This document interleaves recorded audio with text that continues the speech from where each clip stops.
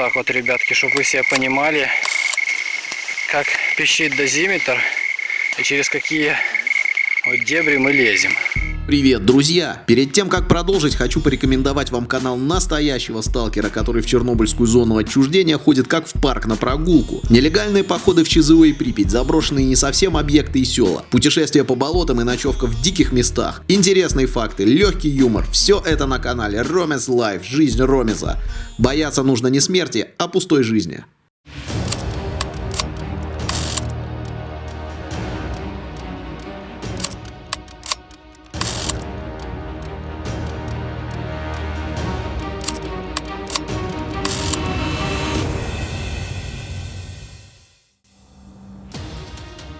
Всем привет!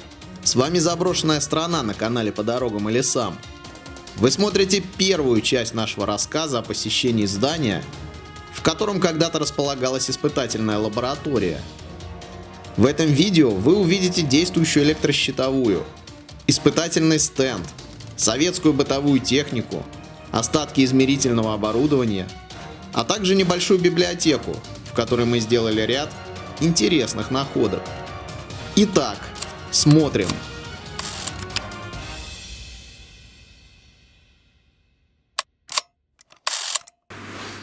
Итак, друзья, мы внутри. И вот уже у нас первые находки. Магнитофон-бобинник. Старинная штука. Проигрыватель. И радиола.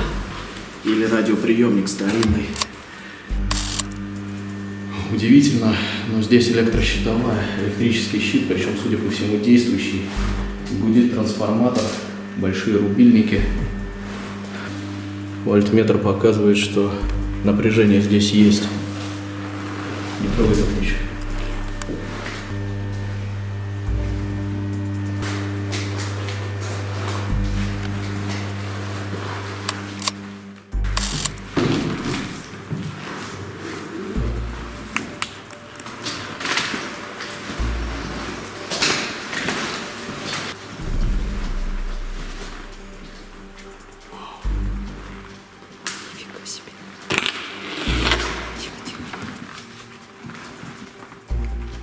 Вот это да.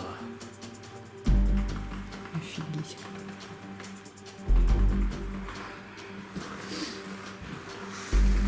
Старинный советский телевизор. Марку не пойму. Крым 206. Крым 206. Телевизор. По виду, так я думаю, что он еще черно-белый. На цветных телевизорах, как правило, присутствовала ручка регулировки цветности. Здесь ее нет. Громкость, тембр N, тембр V. Ого! Здесь можно было регулировать не только громкость, но и тембр высокой и низкой частоты, яркость и контрастность. Но это черно-белый телевизор, совершенно точно. Здесь мы видим установщик частоты герцы. Герцы — это частота. Соответственно, с помощью этой штуки устанавливалась какая-то частота. Здесь напряжение, автоматик, vibration, какой-то что-то для контроля автоматической вибрации или что-то в этом роде. Но штука явно не советского производства. Ни слова по-русски, все на английском. Импортная техника. Мы должны быть осторожны. Это здание пустует, но в соседних зданиях есть жизнь. Соответственно, нас, в принципе, могут запалить через окна. Вот. Сейчас мы зайдем в одно помещение, в котором тоже есть какое-то интересное оборудование. А само помещение называется, как ни странно, банная ТС. Банная. Здесь была баня, что ли? Осторожно заходим внутрь.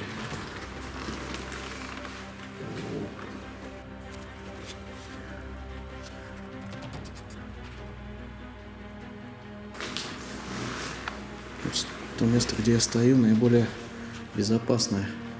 Вот эта стена перекрывает обзор на меня с соседнего здания. Отсюда и осмотримся. Измерительное оборудование, весы ВЛТ, очень точные весы. Вот это очень похоже на набор гирек.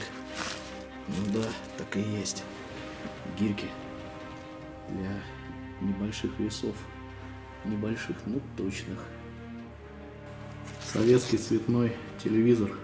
Это телевизор «Радуга». Модель не помню, но в детстве у меня такой был. Вот в отличие от черно-белого телевизора, мы видим, что вот здесь присутствует регулировка цветности, чего на черно-белых телевизорах не бывает. Соответственно, это цветной советский телевизор. Вот это очень похоже на климатическую камеру. Ух, какая дверь. Вот это да. Вот это да. Стены какие толстые. Здесь подсветка. Все обшито металлическими листами. Чувствую запах какой. Запах старости здесь, по-моему. Вот закрою. С учетом того, что здесь работающий электрический щит, Только аккуратно. всякие электрические контакты, типа вот этих, лучше не трогать. И здесь остатки измерительного лабораторного оборудования. Вот такой вот упакованный в пенопласт амперметр.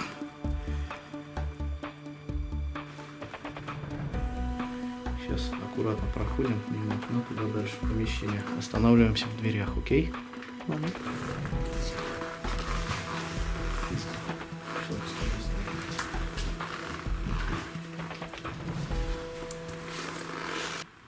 Так, ну вот мы находимся возле испытательного стенда. Стенд СБП-1А. Честно говоря, я не знаю, что здесь испытывалось, но у меня есть сильное подозрение, что, возможно, здесь производились какие-то испытания на растяжение, на прочность, на разрыв. Прочностные испытания.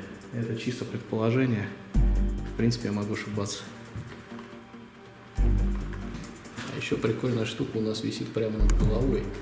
Если дернуть вон за ту ручку, я думаю, будет очень шумно. Мы не будем. Но мы делать этого не будем. Зачем нам привлекать внимание? Итак, лестница на второй этаж. Состояние стен очень печальное. И видно, что здание уже давно заброшено. Посмотрим, что наверху. Итак, мы находимся на втором этаже. Здесь также большое количество помещений. Есть следы попыток какого-то ремонта. В частности, здесь находится достаточно современная китайская дверь. Вот. Но также мы здесь нашли помещение, похожее на библиотеку. Да, это здорово. Когда мы находим библиотеку, я всегда очень люблю такие вещи. Смотри, что это мы нашли.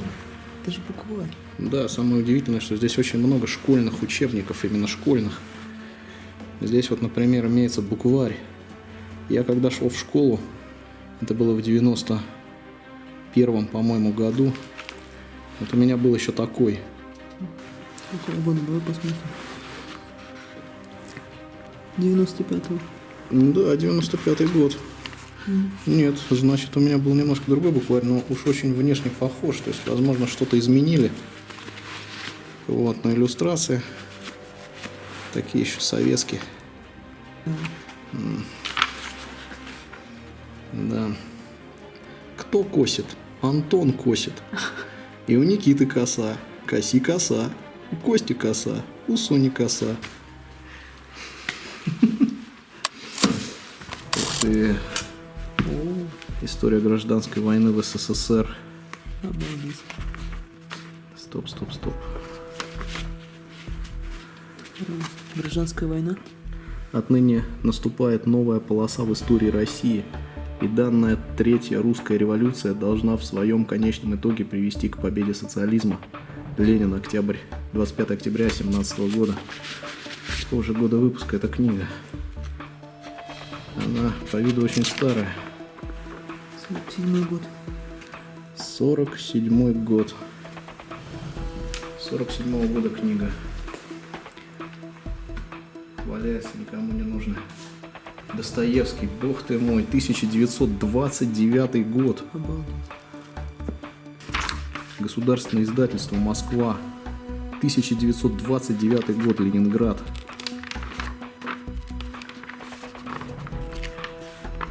Старинные книги, состояние, надо сказать, довольно хорошее. Валяется никому не нужное, но оставим это здесь. У меня в руках старые магнитофонные кассеты. Это просто коробочка, упаковка. Магнитофонная кассета МК-600. Магнитофонная кассета МК-60-2. Выглядела вот таким образом. Те, кто постарше, конечно, хорошо помнят подобные предметы. Вот, но те, кто помоложе, могут увидеть, как это выглядело. Вот такая кассета вставлялась в магнитофон. Внутри пленка. Там была записана музыка. Пленка крутилась, музыка воспроизводилась. В принципе, были кассетные плееры, маленькие, переносные, работавшие на батарейках с наушниками. Сейчас все это вытеснено, естественно, MP3 плеерами или уже даже мобильными телефонами, но еще в моем детстве, в 90-е, вот эта штука была очень-очень актуальна. Друзья мои, все вы, наверное, видели демотиваторы с надписью «Тест на школоту», где была изображена ручка и кассета. Какая связь между этими двумя предметами, сейчас объясню. Дело в том, что в 90-е было достаточно большое количество кассетных плееров, небольших компактных магнитофонов, куда вставлялась кассета. Магнитофон носили с собой, чаще всего на поясе. И в наушниках слушали музыку. Хорошие плееры умели перематывать кассеты вперед-назад, но это было дорогое удовольствие. Намного большим распространением в 90-е пользовались более дешевые плееры, которые уже тогда начинали делать в Китае. Вот. И эти плееры умели перематывать только вперед и крутить только вперед. И если вы хотели несколько раз прослушать одну и ту же песенку на кассете, то делалось это обычно вот так. Кассета одевалась на ручку и вот таким вот образом отмотать пленку назад. Естественно, точно ее отмотать было невозможно, поэтому отматывали примерно. Вот. После чего кассету снова вставляли в плеер и снова слушали эту музыку. В 90-е это было очень распространенное действие, поэтому дети 90-х хорошо понимают связь между кассетой и ручкой. Кстати, недаром эти два предмета здесь лежали рядом.